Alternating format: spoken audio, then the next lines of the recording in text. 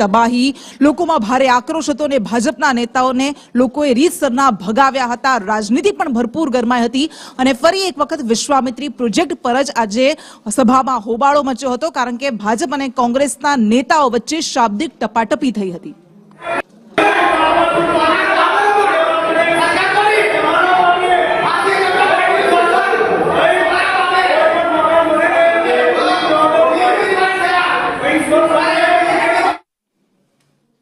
અને વધુ વિગત સાથે સંવાદદાતા હિરેન મોદી આપણી સાથે જોડાઈ ગયા છે। હિરેન, મુખ્ય કારણ શું હતું કે બંને આમને સામને આવી ગયા?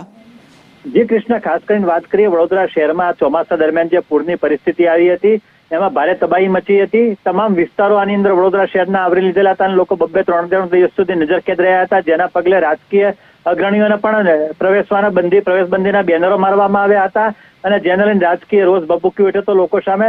ત્યારે આજે નવલાવાલા કમિટી જે એમનો એક રિપોર્ટ તૈયાર કરવામાં આવ્યો હતો, જે રિપોર્ટના આધારે રાજ્ય સરકારે મંજૂરી આપી હતી। ત્યારબાદ કોર્પોરેશન દ્વારા જે પ્રોજેક્ટો હાથ ધરવાના છે તેના અંગે આજે ખાસ વિશેષ મહત્વની સભા મળી હતી। સામાન્ય સભાની શરૂઆતમાં સૌ પ્રથમ તો કોરમનો અભાવ મળ્યો હતો, 10 મિનિટ સુધી કોરમ નહોતું મળ્યું। ત્યારબાદ જયારે સભા શરૂ થઈ ત્યારે કોંગ્રેસ અને ભાજપ બંનેના કાઉન્સિલરો આમને સામને આવી ગયા હતા। જે નવલાવાલાનો રિપોર્ટ છે જે પ્રમાણે કોર્પોરેશન 3 તબક્કામાં હાલમાં પ્રોજેક્ટ હાથ ધરી રહ્યું છે, તેમાં સૌ પ્રથમ કાંપ કાઢવાની વાત છે, કાંપ કાઢીને નદીની સ્વચ્છતા।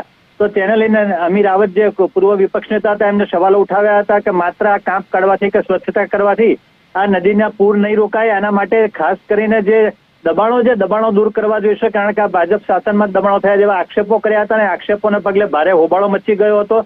હોબાળો મચતા જ વિપક્ષ નેતાએ ચંદ્રકાંત શ્રીવાસ્તવ વચ્ચે પડીને મામલો થાળે પાડ્યો હતો અને એન કેન પ્રકારે આખું જે 4 કલાકની બેઠક મળી, એ 4 કલાકની બેઠક બાદ કોંગ્રેસે હાલ સૂચક એમના પ્રોજેક્ટને મંજૂર કરવાની પરવાનગી આપી છે। જી કૃષ્ણ।